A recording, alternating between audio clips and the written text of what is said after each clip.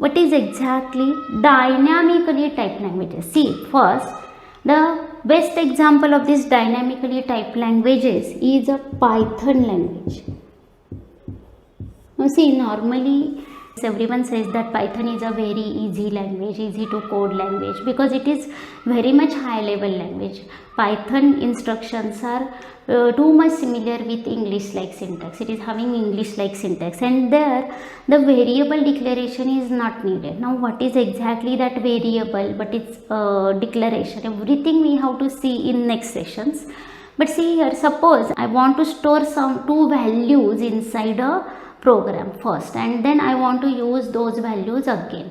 Means in A I want to store 7, suppose, in this way, A equals to 7. I can use here assignment operator. Then B is equals to like 10. In this way I want to store, means in A I am going to store value 7 and in B I am going to store value 10.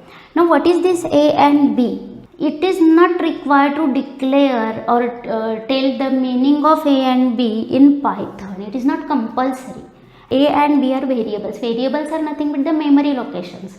Means suppose in a program you want to accept something from user, or you want to store something inside a program. Then for that you have to allocate some space in a memory, and for that whatever allocated space you have to give some name. Whatever allocated is called as a variable. Now that memory location, here I have given name for first memory location, that is A, and in that memory I have stored 7, and second memory location is having name B, and inside that I have stored 10. Now see, I am storing whole number here. It is not having decimal point here. Means 7 is a whole number, 10 is a whole number. Okay, and we can easily now use that A and B inside our program. In statically typed languages, what are the examples of statically typed languages? C, C++, then Java, all are examples of statically typed languages. Now what is the difference from here and here?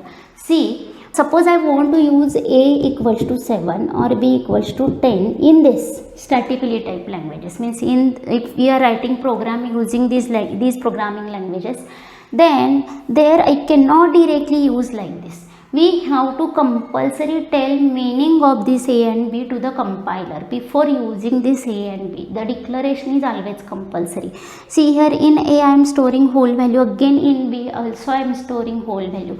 For whole value we have to represent like int A comma B. In this way we have to declare. Okay, in C language, in C++.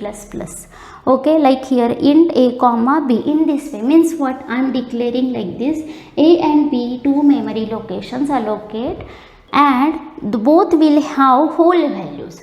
That this statement represents that allocate space for two integers inside a memory, and for first integer give name 1 A, and for second integer give name as a B. In this way I am telling to the compiler, and this declaration is compulsory. Then only we can use this A and B and store some value inside that A and B. In C and C++, also in Java, that declaration is compulsory.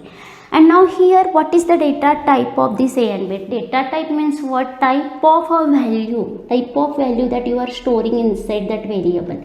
Means here we are storing 7, means it is whole value. That's why data type is integer. Again here is integer. Suppose we are storing any alphabet or any special symbol, then that will be the character like ABC. Then if we are storing any name or anything, then that will be the string in that way.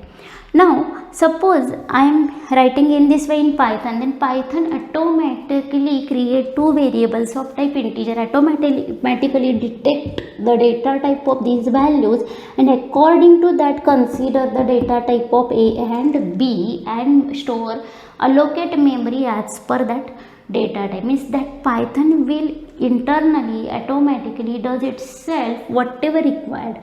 Here we have to tell the compiler, we have to declare first whatever we want to use inside a language.